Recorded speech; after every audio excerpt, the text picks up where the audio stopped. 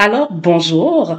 Aujourd'hui, on va parler des saines habitudes de vie, donc l'impact positif que ça peut avoir sur un enfant qui est à l'école. Comme témoignage, qu'est-ce que je pourrais dire en tant qu'enseignante, c'est que parfois, je vois souvent des élèves qui vont arriver en classe, qui vont être fatigués. Ils commencent la journée fatigués et même en courant de la journée aussi, on va avoir des élèves qui vont s'assoupir. Puis parfois, je me pose la question, qu'est-ce qui fait que ils sont autant fatigués? Comme je travaille aussi avec les plus vieux au secondaire, parfois sur l'heure du dîner, ça va souvent manger au McDonald's, la pizza. Ils vont boire plusieurs verres de boissons gazeuses, mais on voit par la suite, rendu en classe, que ils n'ont plus d'énergie, ils n'ont plus de concentration pour apprendre.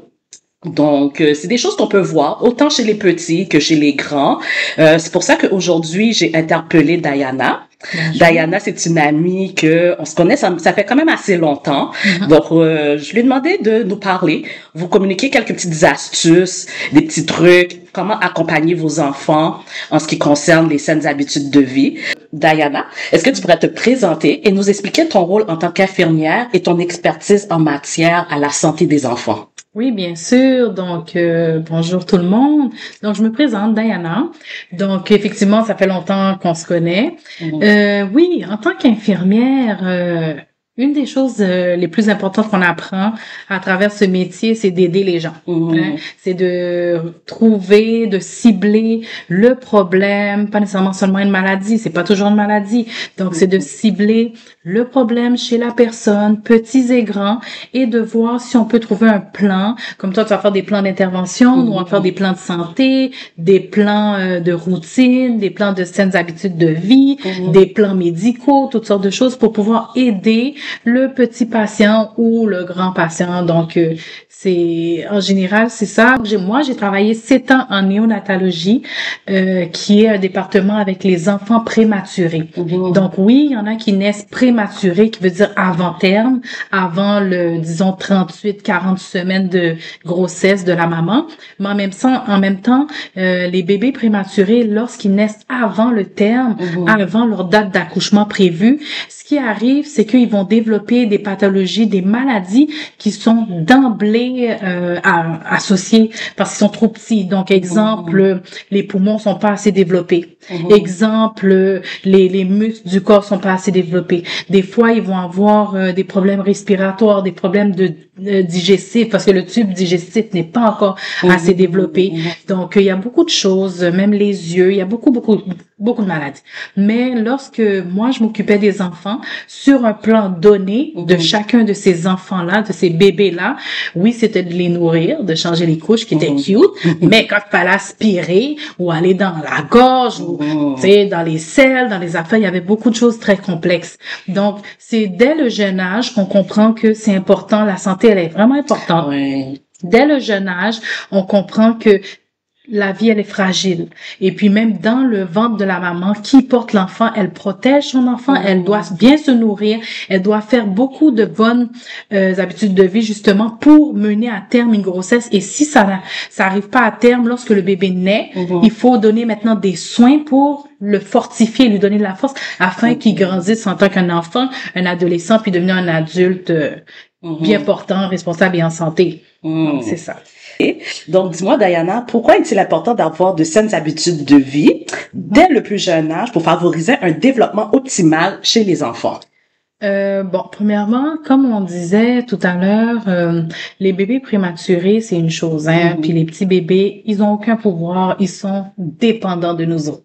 Donc, une fois qu'on va parler d'un enfant, je sais pas, de 5 ans à, disons, 10 ans, 12 ans, avant l'adolescence et tout ça, ils sont quand même dépendants de nous autres, hein. Donc, les saines habitudes de vie partent de où? Pas seulement ce qu'on va montrer à l'enfant, mais ce que nous, on fait. Hein? C'est important. Donc, en tant que parent, ou en tant que tuteur, tutrice, ou peu importe, en tant qu'adulte aussi, qui va montrer des bonnes habitudes à un enfant, c'est de développer, exemple, on va parler tout simplement du sommeil. Hein? Un enfant voudrait jouer vraiment longtemps, les autres, ils arrêtent plus, ils vont s'arrêter seulement lorsqu'ils sont fatigués, lorsqu'ils ont plus d'énergie, ils sont épuisés, puis ils tombent par terre, puis sinon ils tombent endormis dans un coin, sur un lit, sur un sofa. ils doivent dormir parce que le système doit récupérer. Mais tandis que si on met tout de suite une habitude de vie, dire à 6h30 ou à 7h30, peu importe, dépendamment de l'âge de l'enfant, quelque chose qui est bien planifié pour lui dire tu vas dormir à cette heure-là, de lui donner ce temps-là, l'enfant sait déjà avec une routine saine, une bonne planification, une routine saine, qui va dormir à cette heure-là, et puis qu'il va pouvoir se reposer et récupérer. Lui, c'est pas tout ça. Et c'est juste que maman ou papa ou telle personne m'a dit, à 8h30, à 7h, je dois aller dormir. Puis nous, on sait que c'est pour récupérer. Parce qu'on sait que le fait qu'il va dormir, exemple, ça va l'aider à l'école. Ça va l'aider même à la maison. Ça va l'aider dans la concentration. Ça va l'aider à réduire peut-être l'hyperactivité. Parce que quand on a une hyperactivité, on est porté à aller s'épuiser plus vite. Puis on sait pas pourquoi. Puis l'enfant pense que lui, c'est normal. Tandis que le parent va le trouver un peu dérangeant. Les gens savent pas. Mais tandis que si on lui donne des temps de repos fixes, qui est normalement le sommeil, ou même d'induire une sieste pendant la journée, qui est dans les habitudes de vie, là, on parle toujours du sommeil, ça va aider l'enfant. Ensuite, on va parler, exemple de l'alimentation. C'est vrai qu'on aime les bonbons. Moi, la première, j'aime beaucoup ça. Donc, tu sais, de donner exemple des bonbons, non, c'est sûr que pour les dents, c'est pas bon. Mais aussi pour le ventre, c'est pas bon. Parce que ça va créer des maux de ventre, ça va créer des difficultés d'aller à la selle, des choses comme ça, et beaucoup d'autres choses, parce qu'il y a pas de nutriments, il y a rien de nutritif dans les bonbons. C'est sucré, c'est bon, c'est OK. Mais sauf que si on se dit que de donner des repas santé à l'enfant, ça veut pas dire qu'on peut pas y donner un petit bonbon de temps en temps, mais de s'assurer que dans sa journée ou dans la semaine, l'enfant reçoit un apport équilibré de repas santé, de fruits et de légumes et de ses vitamines nécessaires et tout ça. Je pense que ça lui donne, parce que la nourriture se transforme en énergie. Cette énergie-là, elle est dépensée dans sa journée. Donc, l'enfant qui va aller jouer, ça dépense l'énergie. Marcher, ça dépense l'énergie. Écouter et être concentré pour comprendre qu'est-ce que le professeur dit, ça demande beaucoup de concentration et beaucoup d'énergie, parce qu'une fois qu'on écoute, il faut assimiler et comprendre. Après ça, s'il faut écrire en plus ou faire même un dessin, si on dit à un enfant de 5-6 ans, fais un soleil, ben, de l'avoir compris et maintenant de le projeter, ça demande la concentration. Mais si t'as faim, si t'es faible, si t'as mal au ventre, t'es comme, il y a quelque chose qui le dérange, puis ça se peut que son dessin soit un petit peu pas beau ou moins beau que les autres. Et quand il va voir que son soleil, qui est une forme assez simple, n'est pas super beau, ça décourage l'enfant. Donc, juste pour dire, on parle de l'alimentation qui fait tous ces liens-là. Donc, imaginez que un enfant qui mange bien ou qui a quand même un petit repas ou quelque chose dans le ventre avant de partir à l'école ou avant même d'aller faire une journée sportive, tout ça, il y a du carburant. Donc, il va épuiser ce carburant-là. Une fois qu'il y aura plus de carburant, là, il va aller dans ses réserves de carburant qui va par la suite induire le sommeil et tout parce que ça emmène vers la fatigue. Hein? Donc, ça, c'est une autre saine habitude de vie. Oui. Donc, il y a ça, il y en a beaucoup encore. C'est ça. Puis, je voulais juste revenir un petit peu. Tantôt, tu parlais de routine, puis je trouve que c'est quelque chose qui est quand même assez important. Puis, lorsque le parent est discipliné, puis inculque cette routine-là à son enfant, à un moment donné, le corps aussi, le cerveau l'enregistre. Puis, à un moment donné, l'enfant de lui-même va aller soit se coucher à cette heure-là. C'est comme nous aussi en tant qu'adultes, tu sais, admettons, moi, je me lève à tous les matins à 6h. On est rendu samedi, on est rendu dimanche, je travaille pas. Mais mon corps va se lever à 6h. Pourquoi? Parce que j'ai établi cette routine-là. Donc, c'est pareil aussi pour l'enfant. C'est vrai. C'est vrai d'établir une routine comme ça. Exemple, pour le coucher, le repas, quand on brosse les dents, quand on s'habille, quand on se lève. C'est important parce que même quand l'enfant n'est plus dans son environnement, puis exemple, il s'en va chez ma tante, chez tonton, chez les grands-parents, ben des fois, on le voit en train de regarder pour dire « mon repas est pas sur la table ou est-ce que je peux... » Là, les autres personnes vont dire « pourquoi? » Elle va dire « Ben, chez moi, on fait ça. » Souvent, l'enfant va dire « chez moi, j'ai l'habitude de faire ci. Chez moi, c'est comme peut-être à 7h30, il doit se coucher. Il est 7h30, on lui dit rien. Des fois, les enfants sont malicieux. Ils sont comme « Yes! » je dormirai pas à cette heure. Ils savent, ils connaissent leur routine. Et oui, le corps enregistre aussi cette routine qui vient établir quelque chose de sain, de positif. Parce que si on dérègle un enfant dès le jeune âge, imaginez quel adulte il va devenir. C'est ça, effectivement. Parce que on dit toujours, si j'avais fait ça quand j'étais jeune, je serais pas comme ça. Si c'est toujours le passé qui va donner les résultats de ce qu'on est dans le présent et pour le futur. Donc c'est vraiment important d'établir une routine, d'établir des plans bien écrits, bien dirigés, bien élaborés l'enfant.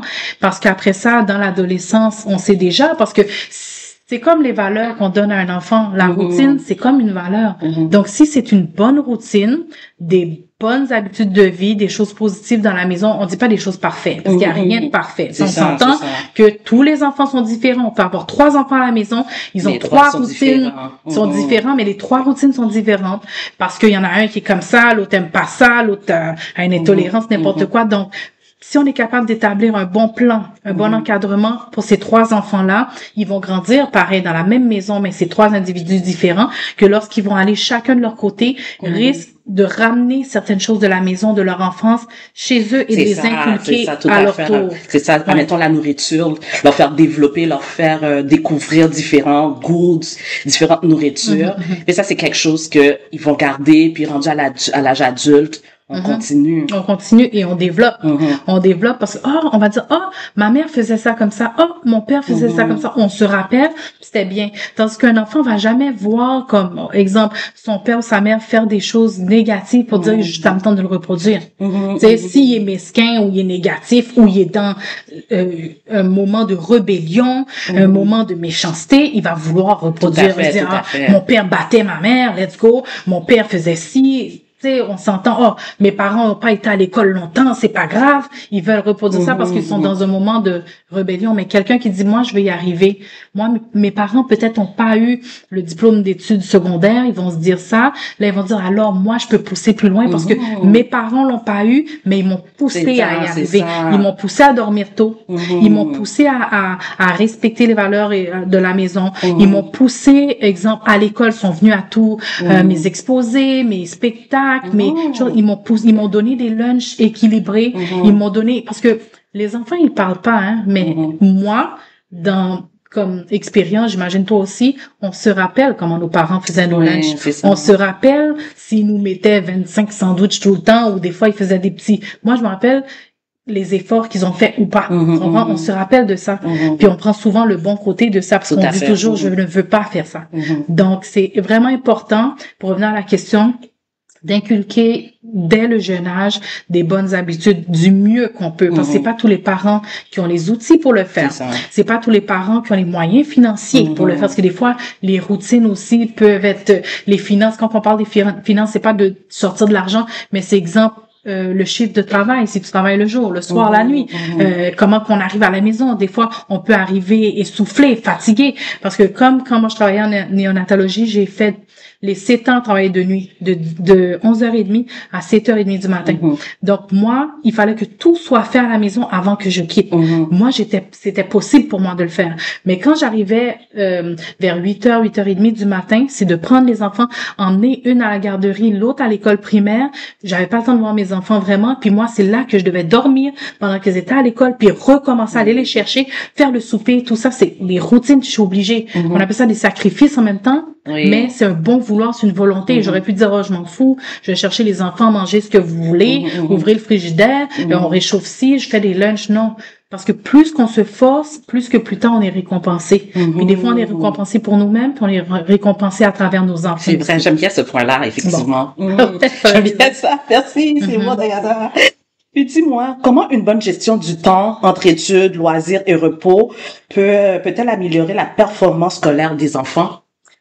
Bon, premièrement, c'est une bonne gestion du temps, c'est la planification. OK?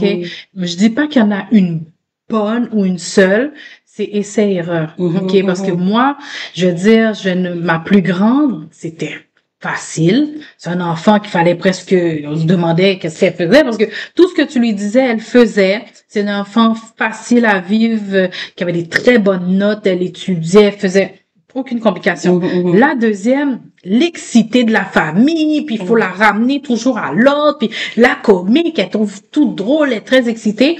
Et elle, sa routine, elle était différente parce que il fallait être plus sévère. Il fallait la recadrer, il fallait, tandis que l'autre, qui est plus... Donc, moi, je pense que ça, c'est vraiment de développer, prendre le temps, d'analyser, de voir comment que je peux aider du mieux que je peux, parce que j'ai pas toutes les habilités, je suis pas professeur, je sais pas, mais quand même, je vais reproduire ce que j'ai vécu, comment je l'ai vécu, puis l'enseignement et tout ça, je vais l'inculquer à mes enfants, je vais leur montrer. Puis par la suite, c'est vraiment, quand on voit que ça va pas trop bien, c'est d'aller consulter. C'est ça. Moi, je dis, on parle pas nécessairement de psychologue ou de médecin, tout ça, qui serait bon aussi, mais c'est d'aller consulter. Moi, la consultation que j'ai fait, c'est j'ai essayé, je me suis mis comme un prof aussi, j'ai vu que ça m'épuisait moi. Si ça m'épuise moi, ça veut dire que j'ai plus le temps pour mon enfant. D'accord? Elle va dire, oh maman, j'ai pas compris ça, ou est-ce que je peux aller jouer dehors? Tu veux plus l'entendre, tu veux plus, puis avant d'arriver trop loin, c'est de consulter. Je veux dire, j'ai été le tutorat, tu vois, la tutrice, demander de l'aide, chercher comment, est-ce qu'il y a de l'aide aux devoirs à l'école, est-ce que elle peut faire 1 heure de plus, est-ce que la grande sœur peut aider la petite sœur, qui se faisait souvent à la maison ici. Puis après ça, le tutorat, c'est de donner la relève, de passer la relève. Si tu sais que tu as une bonne tutrice, tu as une bonne organisation, puis que l'enseignement est bien fait, l'enfant va développer de bonnes habitudes, de saines habitudes. Et puis, en même temps, le parent qui entend, parce qu'on doit être là quand que faut un adulte au moins, quand que il y a le moment que la tutrice vient ou le tuteur vient. Et puis, on voit un peu comment que ils s'y prennent. Puis vu qu'ils sont pas le parent de l'enfant, ben ils peuvent pas se fâcher, ou peuvent pas crier dessus, ils peuvent pas dire n'importe quoi. Ça c'est pour tuteur, tutrice, mais l'enfant ne peut, il est dans un environnement assis sur une table avec quelqu'un qui est obligé d'écouter comme un professeur. Donc l'enfant peut pas se mettre à courir. L'enfant peut dire oh j'allais prendre une pomme, oh j'allais prendre un bonbon, oh j'allais non, il doit se recadrer et tout ça, puis en faisant ça, c'est une routine qu'on est en train d'instaurer sans le savoir. Et puis, il n'y a pas un moment que, en tout cas, quand je vois les enfants faire ça, moi, je suis fière, je vois que ça aide, puis ça m'aide moi aussi, ça m'aide beaucoup. Puis après ça, je vois l'évolution, pas seulement à travers les notes, mais la tutrice, elle est là pour discipliner à travers des matières scolaires, mais le plus, comme tantôt on expliquait hors caméra, le plus là-dedans, c'est que la discipline vient s'instaurer différemment. Quand tu vas dire à l'enfant, va prendre ton bain, l'enfant va pas juste aller tout nu comme ça prendre son bain, il va dire, je dois prendre mon matériel, qui veut dire ma serviette, mon pyjama, mes sous-vêtements, je dois aller prendre mon bain. Donc, c'est une routine qui est faite à travers ça parce que quand le tuteur, la tutrice arrive, l'enfant est pas juste comme ça. Au début, on va dire les 2-3 premières fois, elle va dire, ben, sors ton matériel. C'est ça. Deuxième fois, sors ton matériel. Là, l'enfant vient, il est où ton matériel? Fait que là, la prochaine fois, elle n'a plus besoin de dire ça. Il dit, matériel est là, crayon est là, on sait déjà qu'est-ce qui va se faire. C'est ça. On sait déjà que, OK, c'est le français, c'est le mathématique. C'est le français, c'est les mathématiques. Qui veut dire la même chose. Je dois faire mon lunch. Va faire ton lunch. L'enfant dit, bois ta lunch. Je vais pas arriver 2 sacs Ziploc puis mettre ça dans le frigidaire. Peut-être au début, mais à force de le dire, la routine s'instaure puis la boîte à lunch, elle est faite. Donc, moi, je pense que c'est l'encadrement, c'est l'analyse du besoin, OK? C'est la planification pour savoir comment que je fais et quand on n'est pas capable, la consultation déléguée. Puis parfois aussi même la consultation, qu'est-ce que je pourrais ajouter, c'est on est entouré, on a des amis, puis parfois, lorsqu'on vit des difficultés ou notre enfant vit des difficultés, on va avoir honte, on n'osera pas aller vers les gens, mais le fait de partager avec notre réseau, ce que l'autre peut nous apporter, peut nous enrichir, nous on peut apporter aussi, puis finalement on se rend compte que on est plusieurs à vivre la même chose, mais si on s'entraide, c'est vrai. Des fois, on parle pas. Mais tu vois, moi, en tant que personne, je fais tellement beaucoup d'activités, beaucoup de choses, beaucoup. Partout, les gens me disent, mais où trouves-tu l'énergie? Ça, c'est ce qu'on voit en ondes ou sur les réseaux.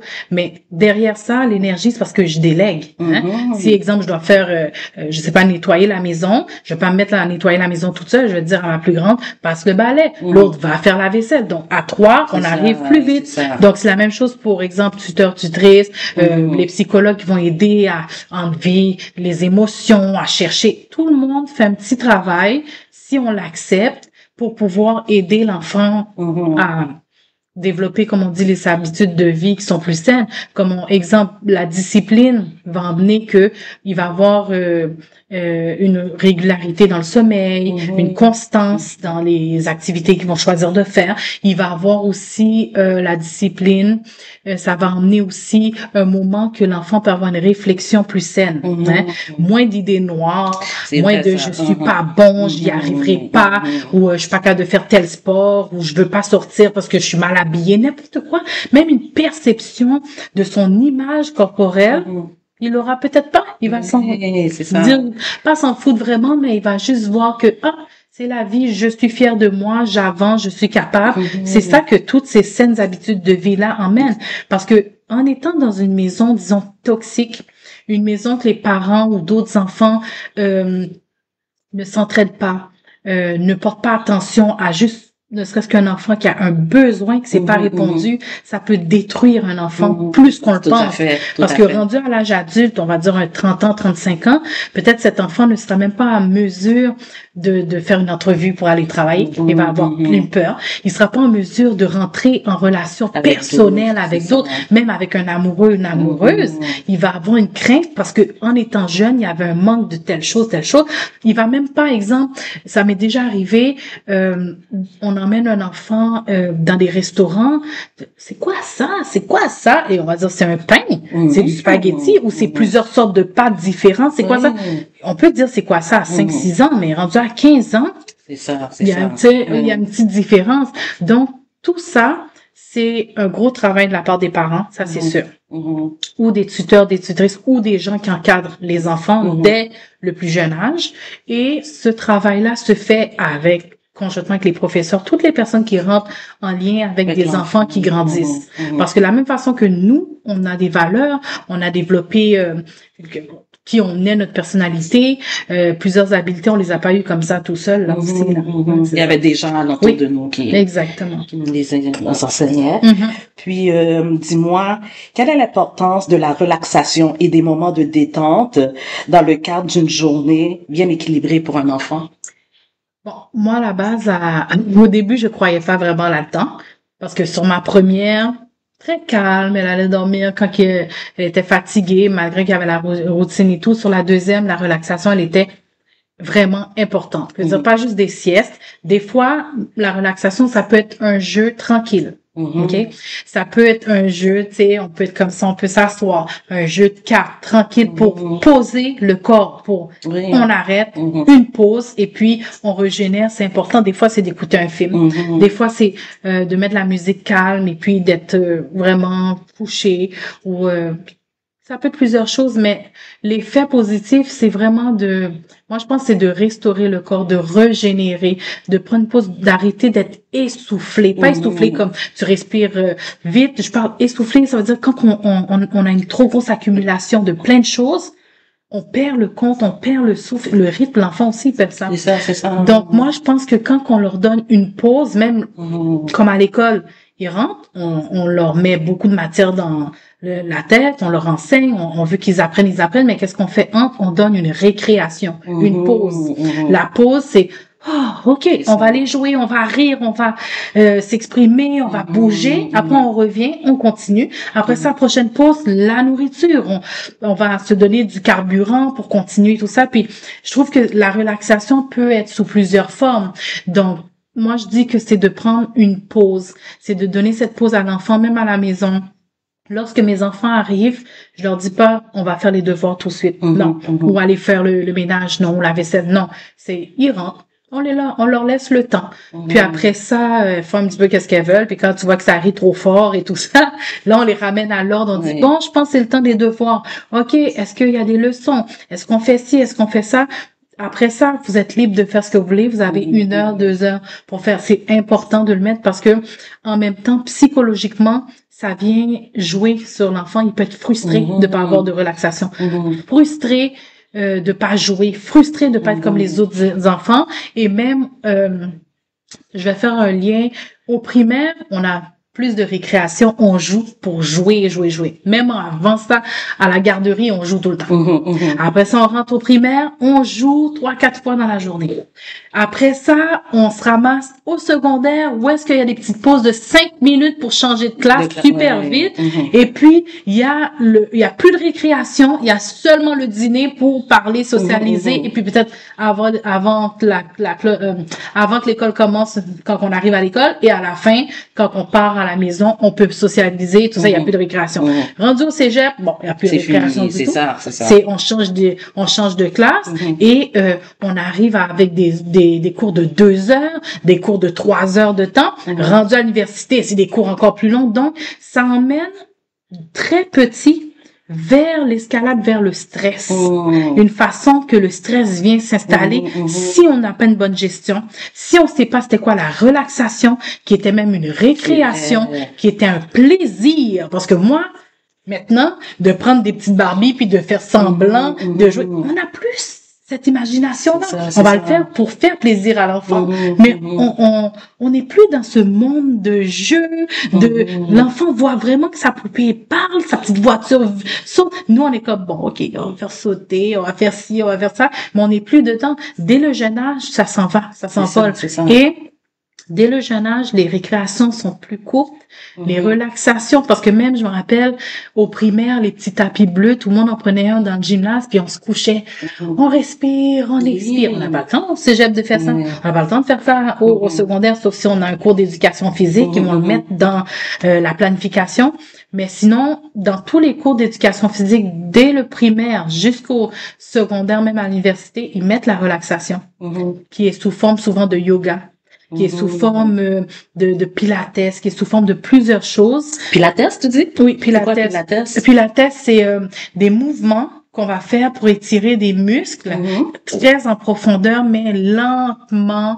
Et puis, c'est des mouvements qui ça ressemble un peu à un yoga, puis en même temps, ça ressemble un peu à un abdos fessier, là. Tu vois, comme c'est des mouvements répétitifs qui vont aller chercher des muscles vraiment loin, puis c'est ça. Sinon, comme je disais, le yoga, il y a plusieurs positions. Moi, j'aime pas vraiment ça, je veux pas ça, mais c'est considéré comme étant une activité de relaxation.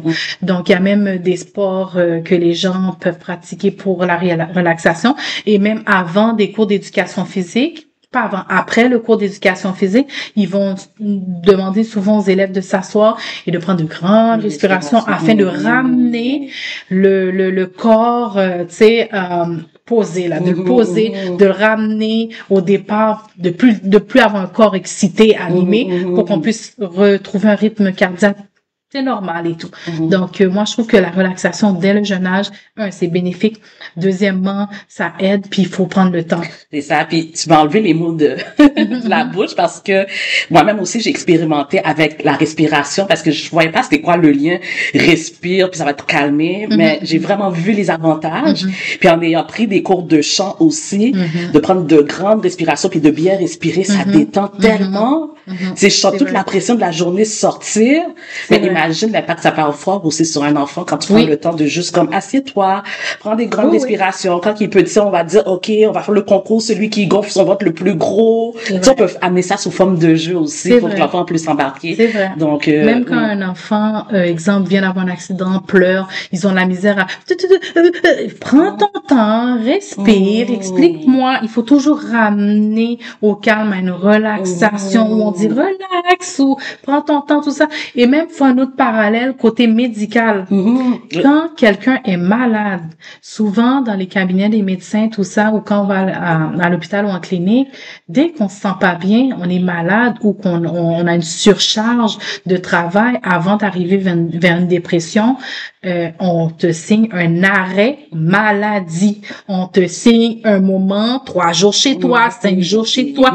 Va relaxer, va te ressourcer, calme-toi, parce que des fois même, qu'on parlait de la tension artérielle, c'est du repos. C'est ça. Puis quand il y a des problèmes avec les maladies, c'est une bonne alimentation. Quand il y a des problèmes encore, c'est de dormir. C'est de bouger aussi. C'est ça, de bouger, de faire des activités physiques afin d'éviter l'obésité ou toutes sortes de malaises ou des ACV, toutes sortes de choses. Toutes ces choses-là, ce sont des habitudes de vie saines, comme on parlait, et qui emmènent aussi, comme je dis, de la relaxation et sur plusieurs formes, plusieurs façons de penser à ça. Donc, c'est pour ça que je disais que même côté médical, on donne des arrêts. C'est important. C'est ça, c'est ça. Puis tout ça commence dès le bas âge. Je vais pas dire qu'à un moment donné, quand il va avoir 15 ans, on va commencer. Ça va être plus ardu. Donc, quand c'est instauré dès le plus bas âge, c'est là qu'on voit vraiment... Même, c'est drôle de dire ça parce que même quand les enfants, quand ils sont jeunes, on va dire peut-être 12 ans et moins ou 10 ans et moins, quand ils font une gaffe, là, où ils viennent briser quelque chose, où on doit les punir, puis on dit, va au coin, va réfléchir un peu. C'est une forme de relaxation. Ils aiment pas ça. Parce que c'est une punition. Mais va réfléchir, va t'asseoir, calme-toi. Sans le vouloir, on leur dit. Parce que des fois, l'enfant court, fait plein de choses, saute, et puis, qu'est-ce qu'on fait? Calme-toi, viens t'asseoir, calme-toi. Puis on le met au calme, on fait un arrêt. C'est important de le ramener. Puis après, ça va recommencer, mais ramener. Fait il va le faire tout seul, à un moment donné. Wow! Vous t'as apporté beaucoup de choses. J'ai beaucoup appris. C'est le fun, c'est le fun. Donc, là, si, admettons, tu avais une chose que tu voudrais que les parents retiennent, qu'est-ce que ça serait?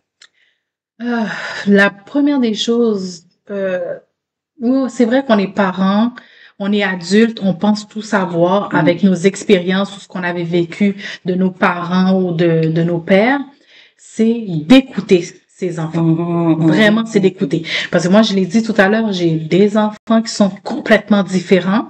Puis même s'ils ont mes gènes, des fois, je suis comme, ça c'est moi. Ça c'est ma grand-mère. Ça c'est... Mais c'est d'écouter l'enfant qui est devant toi parce que c'est une personne unique. C'est une autre personne. Donc moi, je dirais, en l'écoutant, on va savoir s'il a faim. En l'écoutant, on va savoir s'il y a sommeil. En l'écoutant, on va savoir si il y a besoin d'aide quelque part ou il y a quelque chose qui va pas à l'école. Est-ce que il s'est passé quelque chose? C'est de l'écouter, puis de le comprendre, puis de montrer qu'on le comprend aussi. Parce que je donne un exemple. Ma plus jeune, elle, quand il arrive que l'heure commence à être très tard, elle commence à être bougonne, fâchée. Puis là, elle se met à fatiguer sa grande sœur, me fatiguer, poser des questions. Là, nous, on se fâche. Puis quand on se fâche, après ça, à peine 30 minutes après, on regarde, elle dort. Puis quand j'ai vu que plusieurs fois elle faisait ça, j'ai dit, ok. Quand je voyais qu'elle commençait ça, je dis, elle est fatiguée. On l'occupait plus, puis on savait. Puis là, on a instauré une routine, comment faire, puis on savait déjà, c'est de l'écouter. Parce que des fois, l'enfant va pas dire avec les mots, parce qu'il y a des enfants qui peuvent même pas parler. C'est avec des signes. C'est de voir pourquoi cet enfant-là mange pas, exemple. Pourquoi cet enfant-là dort pas bien, ou même un professeur. On voit un enfant un peu, toujours frustré le matin ou toujours qui se cache pour manger son lunch. C'est de voir puis de l'écouter. Qu'est-ce qui se passe, tout ça? Parce que quand on écoute, on va pouvoir aider. C'est de faire une analyse vraiment de nos enfants. On va pouvoir aider, rediriger vers les bonnes ressources, rediriger qui doit l'aider, mais en même temps, on va pouvoir répondre à son besoin. Parce que si on n'écoute pas, on peut dire, va dormir, il y avait faim. Il y avait faim. Ou, va manger ça, je viens de manger. Non, il faut... Le meilleur conseil que je donne aux parents, c'est d'écouter. Moi, j'étais celle que... Et poser des questions aussi à l'enfant. Oui, moi, j'étais celle que je savais tout. Non. Ils savent, les enfants, là, des fois, ils savent plus que nous. C'est ça. Merci, Diana, pour... ton expertise, les exemples que tu as apportés, c'était vraiment enrichissant. J'espère que ça a pu vous aider, que vous allez pouvoir prendre une seule chose et le mettre en application auprès de votre enfant. Donc, si jamais vous avez des questions, des préoccupations, ou vous avez besoin d'un soutien, soit d'un tuteur pour accompagner votre enfant le soir ou les fins de semaine avec ses travaux scolaires, vous pouvez faire appel au Centre d'excellence académique Bravo.